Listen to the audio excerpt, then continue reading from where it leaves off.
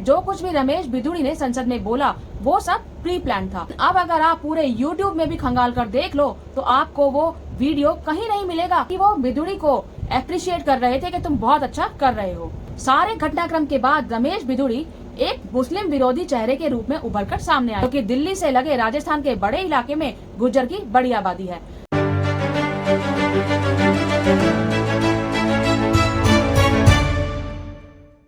Hello and welcome दोस्तों, मैं हूं वंदना और आप देख रहे हैं लीगल चॉइस। दोस्तों, संसद के विशेष सत्र में भाजपा सांसद रमेश बिधूड़ी ने बसपा सांसद दानिश अली को न जाने क्या क्या कह दिया और उनका भरी संसद में अपमान किया।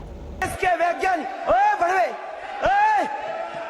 ओए उग्रवादी सिरे ले रहे हैं। It is please. ए उग्रवादी बोलने भी तो कभी खड़ा होगा, ये बता रहा हूँ। ए उग्रवादी कटवे सर। ये बहुत ही शर्मनाक था, लेकिन ये जो कुछ भी हुआ सब कुछ पहले से प्लान था। आज जितनी भी बातें मैं आपको बताने वाली हूँ उससे आपको भी विश्वास हो जाएगा कि जो कुछ भी रमेश बिधूड़ी ने संसद में बोला वो सब प्री प्लान था, क्योंकि इससे भारतीय जनता पार्टी को राजस्थान चुनाव में फायदा मिल सकता है। तो अब जितने भी पॉइंट्स मैं आपको बताने जा रही हूँ उसको ध्यान से सुनिएगा और समझिएगा। पॉइंट नंबर 1, आपने देखा होगा कि जब रमेश बिधूड़ी दानिश अली का अपमान कर रहे थे उस समय डॉक्टर हर्षवर्धन और रविशंकर खिलखिलाकर हंस रहे थे। अब आप खुद सोचिए, आपका कोई साथी या फिर आपका कोई कलीग अगर वो कुछ गलत कर रहा है तो आप उसको रोकेंगे या नहीं रोकेंगे? अगर ये सब कुछ बिना प्लानिंग के हो रहा होता तो रमेश बिधूड़ी ने जब बोलना शुरू किया था उस समय डॉक्टर हर्षवर्धन और रविशंकर हंस न रहे होते बल्कि उसको रोकने की कोशिश करते। और भाजपा में तो वैसे भी मोदी जी की इजाजत के बिना कोई भी नेता एक शब्द मुंह से नहीं निकाल सकता। पॉइंट नंबर 2, ये बात सामने निकल कर आई थी कि जब रमेश बिधूड़ी दानिश अली को अभद्र और गंदी बातें बोल रहे थे तो उस समय उन्होंने केजरीवाल के लिए भी अपशब्द इस्तेमाल किए थे।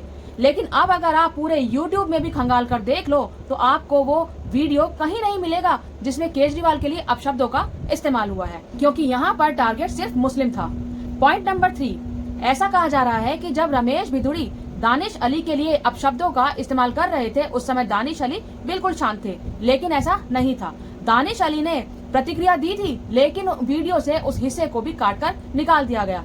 सुनिए ध्यान से कि अध्यक्ष महोदय दानिश अली को चुप होने के लिए बोल रहे हैं। पॉइंट नंबर 4, रमेश बिधूड़ी के इतना सब करने के बाद भी भारतीय जनता पार्टी के किसी भी नेता ने इसकी कड़ी निंदा नहीं की बल्कि उसके बचाव में उतर आए। अब पूरा का पूरा माहौल ऐसा बनाया जा रहा है ताकि रमेश बिधूड़ी को बचाया जा सके और दानिश अली को टारगेट बनाने की कोशिश की जा रही है। निशिकांत दुबे ने लोकसभा में स्पीकर को चिट्ठी लिखी है और इस चिट्ठी में क्या लिखा है वो पूरा मैंने अपनी पिछली वीडियो में बताया है। अगर आपने वो वीडियो नहीं देखी है तो उसका लिंक मैंने डिस्क्रिप्शन बॉक्स में डाल दिया है, आप वहां जाकर देख सकते हैं। पॉइंट नंबर 5, रमेश बिधूड़ी के इतनी गाली गलौज करने के बाद भी हमारे लोकसभा के स्पीकर ओम बिरला ने कोई एक्शन नहीं लिया, उनको सिर्फ एक नोटिस देकर बात को खत्म कर दिया। पॉइंट नंबर 6, भाजपा ने अपने ही नेता रमेश बिधूड़ी पर कोई एक्शन नहीं लिया, उनको सिर्फ कारण बताओ नोटिस जारी किया है जिसका जवाब उनको 15 दिन में देना है और जब वो इस नोटिस का जवाब देंगे तो उस जवाब से Bharatiya Janata party definitely satisfy हो जाएगी। पॉइंट नंबर 7, आपने अगर वीडियो ध्यान से सुना हो तो आपने सुना होगा कि जिस समय ये सब कुछ हो रहा था उस समय सत्ता पक्ष के कुछ लोग टेबल को थपथपा रहे थे, यानी कि वो बिधूड़ी को अप्रिशिएट कर रहे थे कि तुम बहुत अच्छा कर रहे हो। पॉइंट नंबर 8, ये सब कुछ उस नई संसद में हुआ जो प्रधानमंत्री के ड्रीम प्रोजेक्ट के रूप में था, जिसका निर्माण कोरोना के दौरान अरबों रुपए खर्च करके कराया गया था, जिसके 4 महीने पहले उद्घाटन के मौके पर मंत्रोच्चारण के साथ वहां सेंगोल स्थापित किया गया था, यानी कि राजदंड। अब आप समझ सकते हैं कि नई संसद की एक छवि तैयार करने की कोशिश की गई है। पॉइंट नंबर 9, RSS की एक मैगजीन है 5 जन्ने, उसके ट्विटर अकाउंट पर रमेश बिधूड़ी के संसद में किए गए कारनामे के लिए उनको बहादुर कहा गया है, उनकी बहादुरी के लिए उनकी तारीफ की गई है। वहाँ पर उनके सपोर्ट में बहुत से लोगों ने अपनी DP भी बदल दी और उसकी जगह बिधूड़ी की फोटो लगा दी। अब सबसे खास और सबसे इम्पोर्टेंट पॉइंट ये है कि इस कारनामे को अंजाम देने के बाद रमेश बिधूड़ी को बड़ी जिम्मेदारी मिली है। रमेश बिधूड़ी को राजस्थान के टोंक जिले का, जी हाँ, सचिन पायलट के जिले का प्रभारी बनाया गया है। अब इतना अच्छा काम किया है तो इनाम तो बनता है। ये थे वो पॉइंट्स जिन पर अगर आप गौर करेंगे तो आपको समझ आ जाएगा कि संसद में जो कुछ भी हुआ वो सब प्री प्लान था।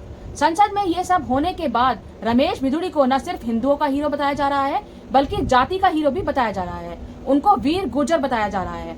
इन सब बातों से पता चलता है कि संसद में जो कुछ भी कहा गया वो सब पहले से प्लान था। अब बात करते हैं कि भारतीय जनता पार्टी को इससे क्या फायदा होने वाला है। फायदा होने वाला है राजस्थान चुनाव में। सारे घटनाक्रम के बाद रमेश बिधूड़ी एक मुस्लिम विरोधी चेहरे के रूप में उभरकर सामने आया है।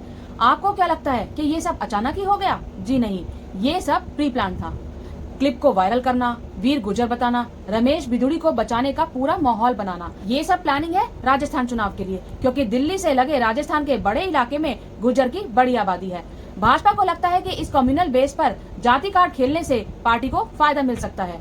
अब आप खुद सोचिए कि क्यों किसी एक मंत्री ने भी रमेश बिधूड़ी को रोकने की कोशिश नहीं की, और सोचिए विपक्षी सांसदों को छोड़ संसद के पूरे सत्र से निलंबित कर दिया जाता है। आपको याद होगा मॉनसून सत्र में आम आदमी पार्टी के संजय सिंह और कांग्रेस के अधीर रंजन चौधरी को मणिपुर के मामले में प्रधानमंत्री के बयान की मांग करने के कारण संसद के पूरे सत्र से निलंबित कर दिया गया था।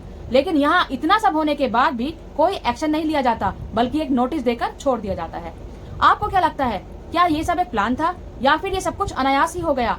अपनी राय कमेंट बॉक्स में जरूर दीजिएगा। मेरे इस वीडियो को लाइक कीजिएगा, शेयर कीजिएगा और मेरे इस चैनल को सब्सक्राइब जरूर कीजिएगा।